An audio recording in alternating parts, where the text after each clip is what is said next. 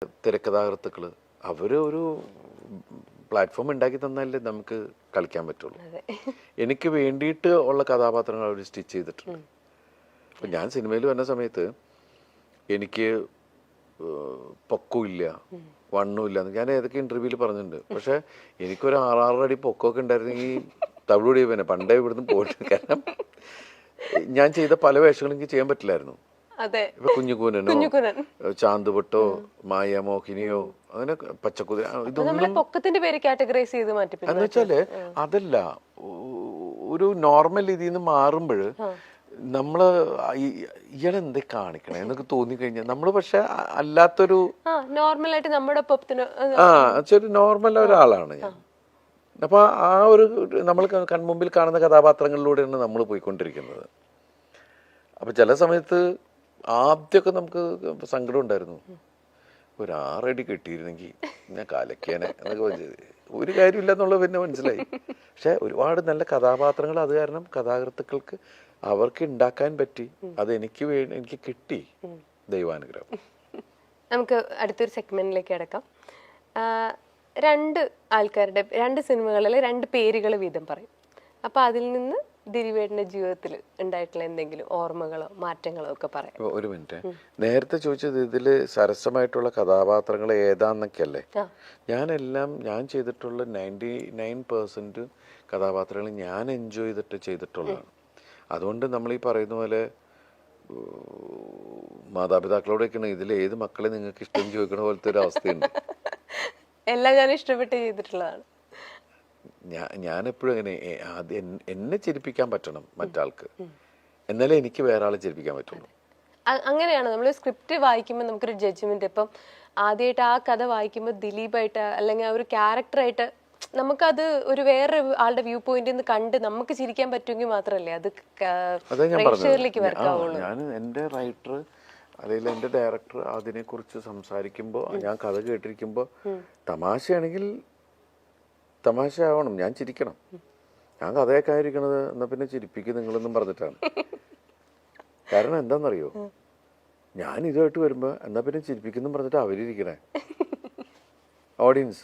തീർച്ചയായിട്ടും. അപ്പൊ എനിക്ക് ചിരിക്കാൻ റെഡി ആയിട്ടാണ് അവര് ചിരിക്കാൻ റെഡി എന്ന് വെച്ചാൽ അതിൽ കാര്യം ഉണ്ടാവണം.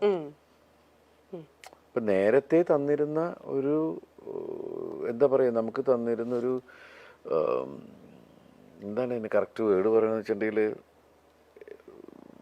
റിസപ്ഷൻ എന്ന് വെച്ചാല് ഒരു പരിഗണന എന്നൊക്കെ പറയില്ലേ. ഇപ്പൊ എന്തെങ്കിലും തമാശ പറഞ്ഞാലും ആ പോട്ട് ചിരിച്ചു വിട്ടേക്കാം എന്ന് പറഞ്ഞു. പക്ഷെ ഇപ്പൊ എന്ന് വെച്ചിട്ടുണ്ടെങ്കിൽ അതിന്റെ ഇത് കൂടി. കാരണം എന്ന് വെച്ചിട്ടുണ്ടെങ്കിൽ ഉത്തരവാദിത്വം കൂടി എന്ന് വെച്ചിട്ടുണ്ടെങ്കിൽ നമ്മള് ദൈവമേ ചിരിക്കണേ. കാരണം വെച്ചിട്ടുണ്ടെങ്കിൽ കരയിപ്പിക്കാൻ എളുപ്പാ, നമ്മുടെ പ്രാരബ്ധം പറഞ്ഞാൽ മതി. ചിലപ്പോൾ സങ്കടമായിട്ട് കരയും. ചിരിപ്പിക്കൽ വലിയ പണിയാ. അത് ചിരിപ്പിക്കുന്ന ആരാണെങ്കിലും ഞാൻ ഭയങ്കരമായിട്ട് ചിരിക്കാൻ ആഗ്രഹിക്കുന്ന ഒരാളാ, മനസ്സിലായില്ലേ? അപ്പോൾ ഈ മിമിക്രിയിലെ മിക്ക ആൾക്കാരുടെയും ഫാനാണ് ഞാൻ. എപ്പോഴും ഇവരുടെ ഓരോ കാര്യങ്ങൾ കണ്ടിട്ട് തന്നെ പിന്നെ ഞാൻ വിളിച്ച് പറയും ചെയ്യും. അവരുടെ ഷോർട്ട് ഫിലിം കണ്ടാലും മറ്റു തമാശകൾ കണ്ടാലൊക്കെ വിളിച്ച് പറയും. എങ്ങനെ കാവ്യ ചേച്ചിയും മീനാക്ഷി മാമാട്ടിയൊക്കെ സിനിമ കണ്ടോ? വോയിസ് ഓഫ് സത്യനാഥൻ കണ്ടോ? കണ്ടു. അവര് ചെന്നൈയിലാണ് കണ്ടത്. അവിടെ ഹൗസ്ഫുള്ളായിരുന്നു. ഭയങ്കരമായിട്ട് എൻജോയ് ചെയ്തു. അവര് എന്നെ 2 പേരും 3 പേരും. അപ്പൊ ചെറുത് ഭയങ്കര ചിരിയായിരുന്നു എന്ന് പറയണ്ടേ. അപ്പൊ കാവ്യ കണ്ട് ഇവള് ആവശ്യമുള്ളിടത്തും ചിരിക്കണ്ട, ആവശ്യമില്ലാത്തടത്തും ചിരിക്കുന്നു ഇവള് ഇതൊക്കെ പറഞ്ഞിട്ട് അവളെ കളിയാക്കുണ്ടായിരുന്നു. നീനുട്ടിയും എന്നെ വിളിച്ചു പറഞ്ഞു, അച്ഛാ നന്നായി അച്ഛാ, എൻ്റെ ഫ്രണ്ട്സൊക്കെ ഉണ്ട്, അവർക്കൊക്കെ ഭയങ്കര ഇഷ്ടമായി. അതിൽ കാവ്യം പറഞ്ഞു ഭയങ്കരമായിട്ട് എൻജോയ് ചെയ്യേണ്ട ആളുകള് എല്ലാവരും. പിന്നെ ഫീൽ വരുന്ന സമയത്ത് ആണുങ്ങളടക്കം കണ്ണ് നനയുന്നുണ്ട്, എല്ലാവരും കണ്ണൊക്കെ എന്നെ തുടയ്ക്കുന്നുണ്ട്. നമ്മളിങ്ങനെ നോക്കൂല എന്താണ് ഇതിൻ്റെ ഒരു അവസ്ഥ എന്നൊക്കെ തോന്നുന്ന ഒരു ഇതല്ലേ. അപ്പൊ എല്ലാവർക്കും ദൈവാനുകരിച്ച് നമ്മുടെ ഒരു ഫാമിലി എന്റർടൈനർ അല്ലേ. മാമാട്ടി എങ്ങനെ പഴയ പടങ്ങൾ ആ ക്ലിപ്സ് ഒക്കെ കണ്ടിപ്പോഴും ആ കോമഡികൾ എൻജോയ് ചെയ്യുന്നുണ്ടോ? മാമാട്ടി ശരിക്കും പറഞ്ഞാൽ ഈ അടുത്ത കാലത്താണ് നമ്മുടെ സിനിമകൾ കാണാൻ തുടങ്ങുന്നത്. അങ്ങനെയാണ് ഇവള് എൻജോയ് ചെയ്യുന്നത് കണ്ടപ്പോഴാണ് നമ്മൾ ഓരോ സിനിമകൾ കാണിക്കാൻ. അപ്പൊ മായമോഹിനി കണ്ടപ്പോ അച്ഛൻ എന്തൊക്കെ കാണിക്കണേ എന്നൊക്കെ ചോദിച്ചു. അങ്ങനെയൊക്കെ ഉള്ള സാധനങ്ങളൊക്കെ ആയി. ആൾക്കിപ്പോൾ ഈ ഒക്ടോബർ ആകുമ്പോൾ 5 വയസ്സാവും. അതെ. അതെ. അപ്പൊ സിനിമ കണ്ട് ആ കോമഡി ഒക്കെ മനസ്സിലായി തുടങ്ങിയിട്ടുണ്ട് ഇപ്പൊ എന്തായാലും. അപ്പൊ ഇനി ഒരു ഫാനോടെ, ഒരു സ്ട്രോങ് ഫാനോടെ വന്നിരിക്കുകയാണ്. ഓക്കെ, അപ്പം ഈ പടങ്ങളെ കുറിച്ചൊക്കെ പറയുമ്പോൾ അല്ലെങ്കിൽ ഈ ആളുകളെ കുറിച്ച് പറയുമ്പോൾ ദിലീപേട്ടന് ജീവിതത്തിൽ ഉണ്ടായ ഒരു മാറ്റം എന്താണെന്ന് പറയാം. സല്ലാപം, കഥാവിശേഷം, ഈ 2 പടത്തിൽ നിന്നും ദിലീപേട്ടന് ഉണ്ടായ ഒരു മാറ്റം. സല്ലാപം ശരിക്കും പറഞ്ഞാൽ എൻ്റെ ജീവിതത്തിലൊരു ടേണിംഗ് പോയിന്റാണ്. ആസ് ആൻ ആക്ടർ ഉറപ്പായിട്ടും അവിടെ നിന്നാണ് എൻ്റെ ഒരു പലരുടെയും വിചാരം അതാണ് എൻ്റെ ആദ്യത്തെ പടം സല്ലാപം. അതിന് മുമ്പുള്ള പടങ്ങൾ ചിലപ്പോൾ അവരുടെ അത് അത്രയും ജനഹൃദയങ്ങളിലേക്ക് ഇറങ്ങിച്ചെന്ന ഒരു കഥ. പിന്നെ കഥാവിശേഷം എനിക്ക് ഇഷ്ടപ്പെട്ട സിനിമകളിലൊന്നാണ്. ചന്ദ്രേട്ടൻ്റെ, എനിക്ക് തോന്നുന്നു ചന്ദ്രേട്ടൻ്റെ മകന് ഫീൽ ചെയ്ത ഒരു ഇൻസിഡൻറ്റിനെ ബേസ് ചെയ്തിട്ടുണ്ടാക്കിയൊരു കഥയാണ്. ഞാൻ ഇപ്പോഴും എന്തൊരു മൂഡാണ് ആ പടം.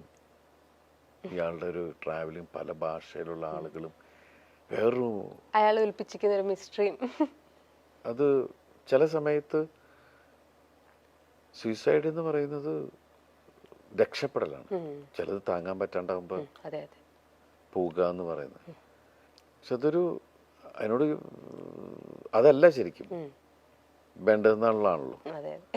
നമ്മൾ ഫൈറ്റ് ആണല്ലോ ലൈഫ് എന്ന് പറയുന്നത്. ഒരു ജന്മമുള്ളൂ, അത് നമ്മൾ ജീവിച്ചു തീർക്കാം. പക്ഷെ ചിലർക്കത് പ്രഷർ, ഈ പറയുന്ന ഞാനിങ്ങനെ സംസാരിച്ചിട്ടും എനിക്ക് തോന്നിയിട്ടുണ്ട്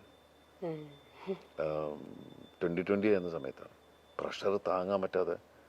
എന്നിട്ട് ഞാൻ ഇവിടുന്ന് വേറെ രാജ്യത്തേക്ക് പോയി. കാരണം ഇവിടെ നിന്ന് കഴിഞ്ഞാൽ ചിലപ്പോൾ എല്ലാ അത്ര കുഴപ്പമായി പോയി മെന്റലി. എന്നുവെച്ചാൽ ഒന്നും നടക്കുന്നില്ല, ഒന്നും നീങ്ങുന്നില്ല എന്ന് തോന്നുമ്പോൾ ഉള്ള ഒരു, നമുക്ക് ഇത് എല്ലാവർക്കും ഉണ്ടാവുന്നതാണ്. പക്ഷെ ഇപ്പൊ തോന്നും അങ്ങനെയല്ല, അതൊരു പരിഹാരമല്ല. കാരണം നമ്മളെ ഡിപ്പെൻഡ് ചെയ്തിരിക്കുന്ന ഒരുപാട് ആൾക്കാരെ ഇരുട്ടിലാക്കിയിട്ടാണ് നമ്മൾ രക്ഷപ്പെട്ടു. അത് ശരിയല്ല എന്ന് തോന്നുന്ന ഒരുപാട് കാര്യങ്ങളുണ്ട്. കഥാവിശേഷം പോലത്തെ ഒരു സീരിയസ് പടത്തെ കുറിച്ച് പറഞ്ഞപ്പോൾ ചോദിക്കട്ടെ, നമ്മൾ ചിരിപ്പിക്കുന്ന സിനിമകളാണ് ദിലീപേട്ടൻ്റെതായിട്ട് നമ്മൾ കൂടുതൽ കാണുന്നെങ്കിലും ഒരു ക്രൈം ത്രില്ലറിന്റെ ഒക്കെ പോലത്തെ ഭാഗങ്ങളിൽ നിന്നും ദിലീപേട്ടൻ അങ്ങനത്തെ കഥകൾ എപ്പോഴെങ്കിലും കേൾക്കുന്നുണ്ടോ? അങ്ങനത്തെ കഥകളിൽ ഇനി ദിലീപേട്ടനെ കാണാൻ പറ്റും? ഉണ്ട്. ഞാനിപ്പോൾ 1-2 സിനിമകൾ അങ്ങനത്തെ കമ്മിറ്റ് ചെയ്തിട്ടുണ്ട്. മീൻസ് ഒരു ആക്ടറെ സംബന്ധിച്ചിട്ട് എല്ലാ ജോണറും അങ്ങനെ പോവുക എന്ന് പറയുന്ന ഇതില്ലേ. നമ്മൾ ഏതൊരു സംവിധായകൻ്റെ അടുത്ത് ചെല്ലുമ്പോൾ ആ സംവിധായകൻ്റെ മുമ്പിൽ ഒരു വെള്ള പേപ്പറായിട്ട് പോവുക. അയാൾ അദ്ദേഹത്തിൻ്റെ രീതിക്ക് അദ്ദേഹം വരച്ച് അതിനെ സ്കെച്ച് ചെയ്യുക എന്ന് പറയും. അപ്പം അതാണ് നമ്മുടെ മനസ്സിലാഗ്രഹം. എനിക്കറിയാം ജനങ്ങൾ എന്നിൽ നിന്ന് കൂടുതൽ എൻ്റർടൈൻമെൻറ്റ് സിനിമകളാണ് ആഗ്രഹിക്കുന്നത്. എനിക്കും ചെയ്യാൻ അതൊക്കെ തന്നെയാണ് ഇഷ്ടം. പക്ഷെ എന്നാലും എല്ലാ തരവും നമ്മൾ ചെയ്യണം. അതെ. ഈ 2 വ്യക്തികളെ കുറിച്ച് പറയുമ്പോൾ അവർ ജീവിതത്തിൽ കൊണ്ടുവന്നിട്ടുള്ള വലിയ മാറ്റങ്ങൾ. കമൽ, ലാൽ ജോസ്. കമൽ സാറ് എൻ്റെ ക്യാമറയുടെ മുമ്പിലാണ് ഞാൻ ആദ്യം തന്നെ മീൻസ് സ്ക്രീനിൽ എന്നെ കാണുന്നത്.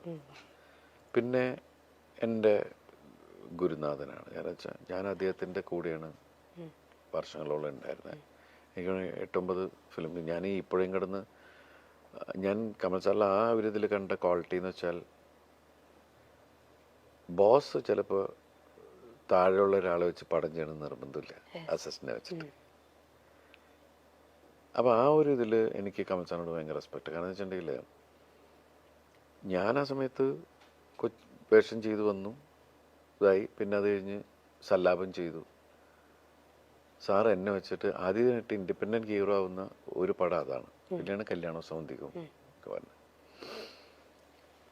അദ്ദേഹം ഇപ്പോൾ വീണ്ടും ആ ഒരു ഇപ്പോൾ ഷൈനിനെ വെച്ചിട്ട് സിനിമ ചെയ്യുന്നുണ്ട്. അപ്പോൾ ആ ഒരു ഈഗോ എന്ന് പറയുന്ന സാധനം ഉണ്ടല്ലോ, ചില ആൾക്കാരെ നമുക്ക് പറയാൻ പറ്റൂല. മനുഷ്യനാണ്. കാരണം എന്നെക്കാൾ എൻ്റെ അസിസ്റ്റൻ്റായിട്ട് ഇന്നവനെ വെച്ചിട്ട് ഞാനിതിന് സിനിമ ചെയ്യണമെന്ന് തോന്നിക്കഴിഞ്ഞാൽ അത്രേ ഉള്ളൂ. പക്ഷെ അത് നമ്മളിൽ എവിടെയോ ഒരു കലാകാരനുണ്ടെന്ന് തിരിച്ചറിഞ്ഞപ്പോൾ ഈ വേഷം അവനെ ഏൽപ്പിച്ചാൽ അത് നന്നാവുമെന്ന് തോന്നുന്നൊരു സാധനമല്ലേ കമൽ സാറ്. പിന്നെ നല്ല മ്യൂസിക് സെൻസും കമൽ സാറിൻ്റെ പാട്ടുകളൊക്കെ കണ്ടറിയാം. ലാൽ ജോസ് ആണെങ്കിൽ എനിക്ക് എൻ്റെ സഹോദരനാണ്.